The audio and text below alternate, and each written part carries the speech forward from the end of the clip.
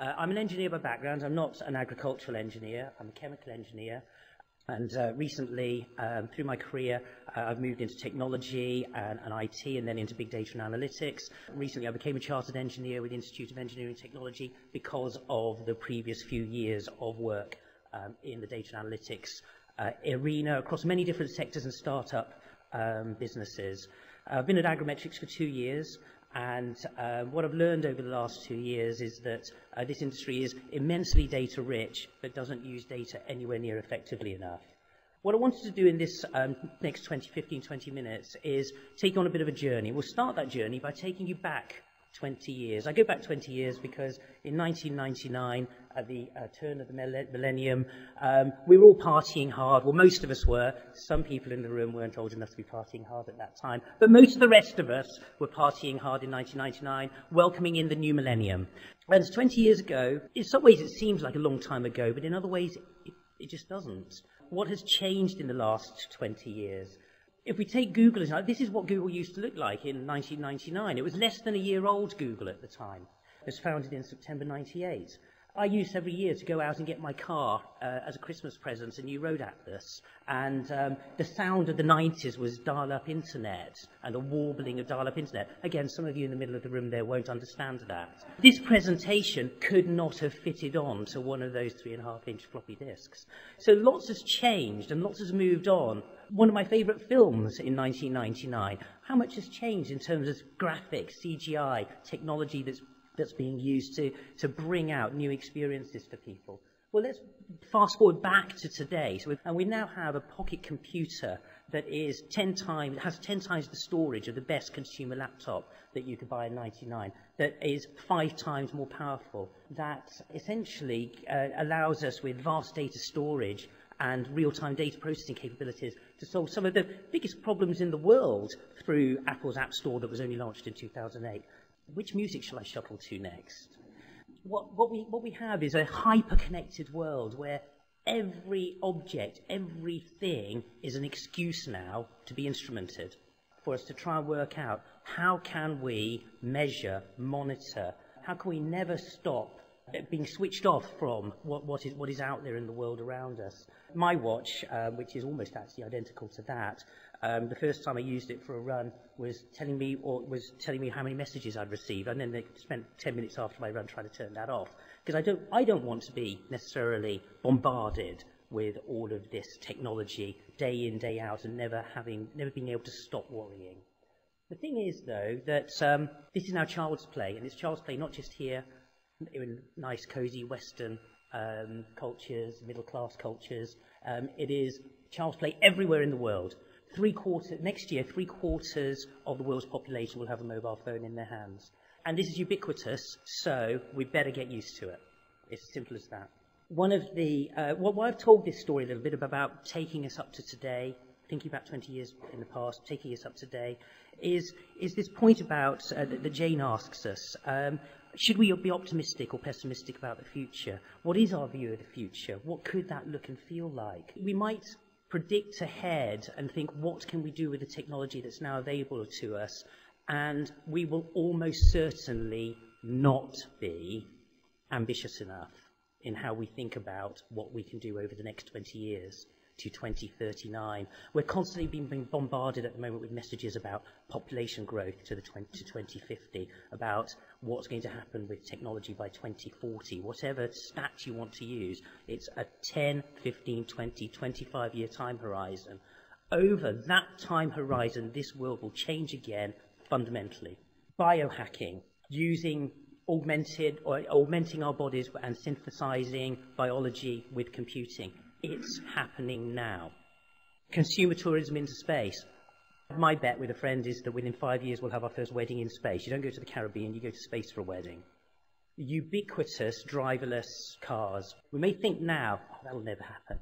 Crikey, your tractors do that for you. Famed, depending which stats you follow, the famed destruction of 40% of current jobs and the reinvention of those into new ways of working through the introduction of AI. Some of these are quite scary propositions, but some of these unlock huge potential because people forget that that destruction of 40 jobs is also accompanied by the line and the creation of a wealth of new kinds of roles and jobs for people that are leveraging the capabilities of technology.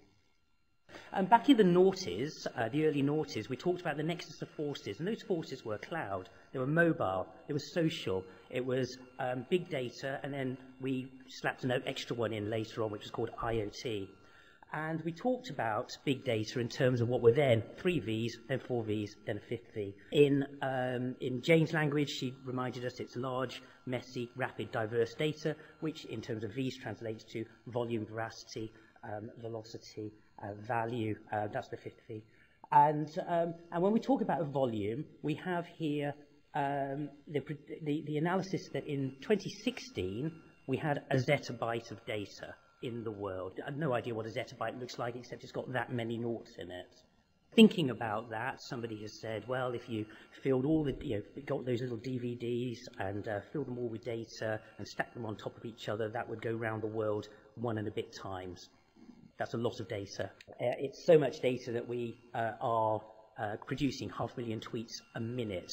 We're uploading 2 million photos to Snapchat a minute. We're Googling 2.5 million times a minute. There's so much data out there. There's so much transaction with that data. By 2025, so not very far away, apparently that 1 zettabyte from 2016 will be 175 zettabytes. That's the pace at which we're growing. Okay, exponentially at 6 times every 3 years.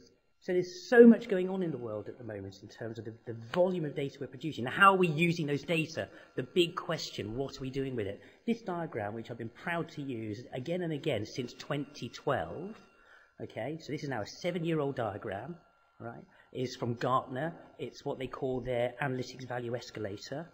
And it talks about the fact that the business intelligence world of the past is down in the bottom left corner, right?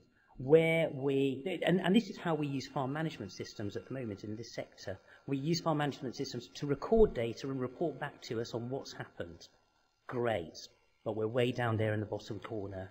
And you'll hear people talk about it's the journey from being able to talk about what happened, the descriptive part of it, through to why it happened, being able to diagnose, to, well, what's going to happen, the prediction or forecasting, to actually, I want to make something happen. How can I actually influence factors to make it happen, which is the prescriptive analytics piece. Now, you can imagine that that's a harder and harder problem. It's a more expensive problem. It needs lots of data to make it happen. People will talk about predictive and prescriptive analytics, but it's about going on a journey. That's as a company, that's as a capability, that's as an industry. Is this industry ready for prescriptive analytics? Now, I'm going to be bold and ask that kind of question and perhaps hint that maybe we're not quite there yet. And I hint that because coming in as an outsider from elsewhere, I've seen so much change in other industries that we have not seen happen yet in this industry. Jane talked about agriculture 4.0, or the fourth agricultural revolution. That language may have been around for a few years. I think it's been around since the mid-10s. The language of Industry 4.0, which was introduced to the world by the World Economic Forum by Klaus Schwab, was introduced only in 2015, yet it's now part of everyday parlance in every industry, at least every other industry. Okay.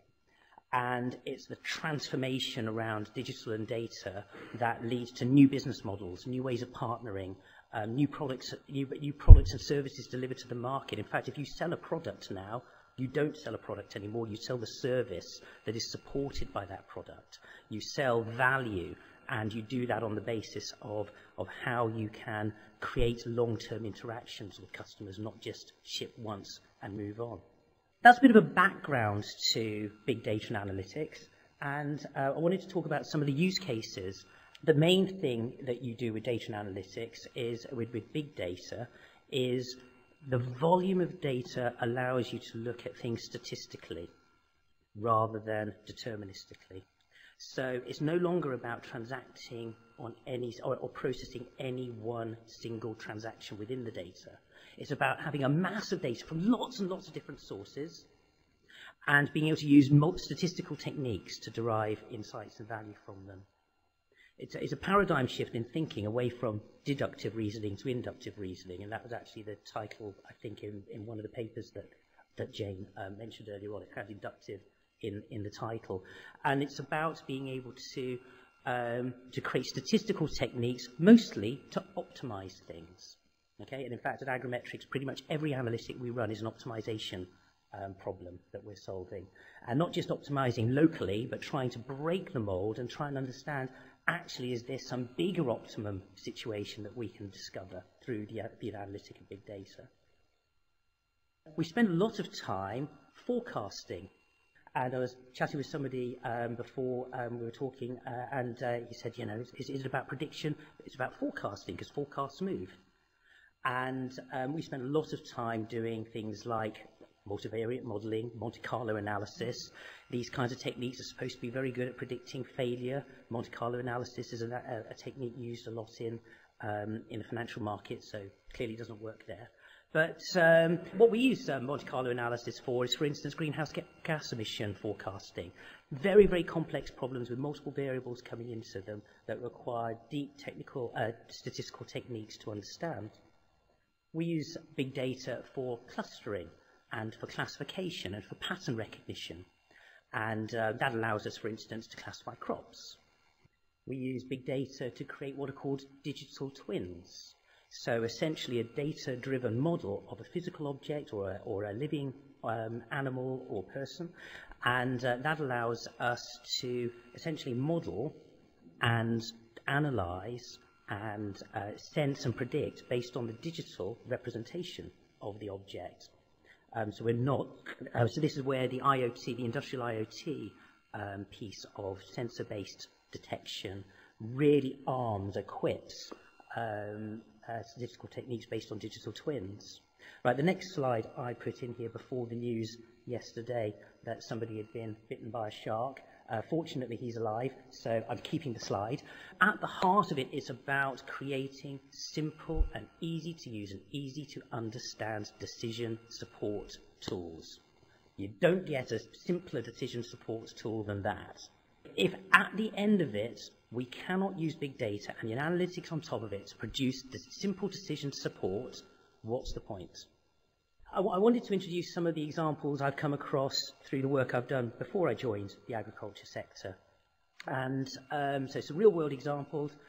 In the gas turbine industry, multi-million-pound forcing fluid through pipes, whether it's oil, whether it's gas, whatever. And the problems in this industry are about downtime and predictive maintenance. And I think what we need to do here is we need to think about how we use big data and predictive maintenance and sensors to optimize the scheduling. With Danone Research and Development, we created whole new infrastructures to process vast quantities of genetic information.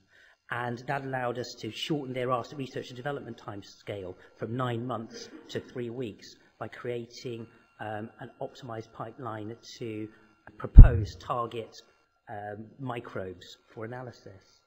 OCEAN is an acronym that stands for openness, conscientiousness, extroversion, agreeableness, neuroticism. These are the big five sentiment analysis techniques that are used by many AIs around the world right here, right now, to help people understand, to connect with what is the mood of communication.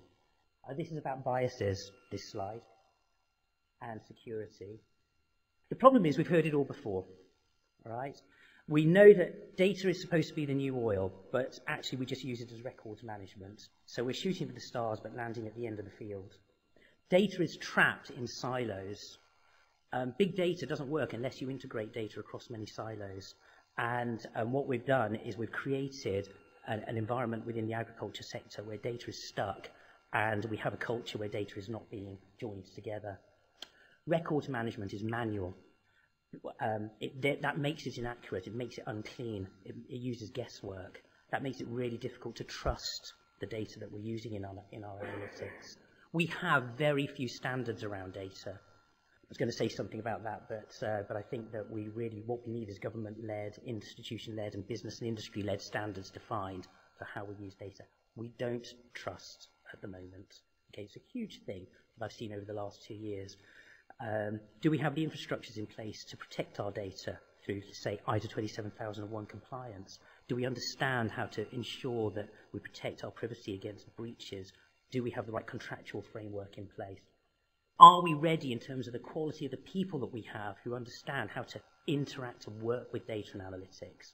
Do we understand the landscape of technologies that sits out there that other industries are using day in, day out to arm themselves with big data? As leaders in our organizations, are we ready to connect into a culture of data-informed decision-making? Do we actually understand value from data and analytics? And I struggle sometimes with the communication we have with potential customers in trying to turn proofs of concept that demonstrate value in one-off analysis and convince people to turn these into operational embedded analytics. Where's the benefit? And what we need to do, I think, this is a bit presumptuous of me, but I am an engineer and a chartered engineer, but I think what we need to do as an organisation of engineers is go back to school. Okay, we need to equip ourselves and arm ourselves for this new world. Okay, and we are leaders in that thinking. We need to encourage diversity of opinion and thought from different paths, from different cultures, from non-engineering disciplines, cross-disciplinary. And we need to influence policy. I think it's fundamental that we take a position that helps drive the agenda around data in this space. Put data at the heart of our thinking. We're an advocacy organisation for data centricity, and we need to, we want the industry to take data seriously, and we want you to kind of help us lead that conversation. And I think this, what we'll hear from some of the other organisations that will speak later on, will show us some of the early stages of technologies that are now out there that we can build upon over the decades to come. Okay, thanks for letting me run through that very quickly. Sorry, it was a bit of a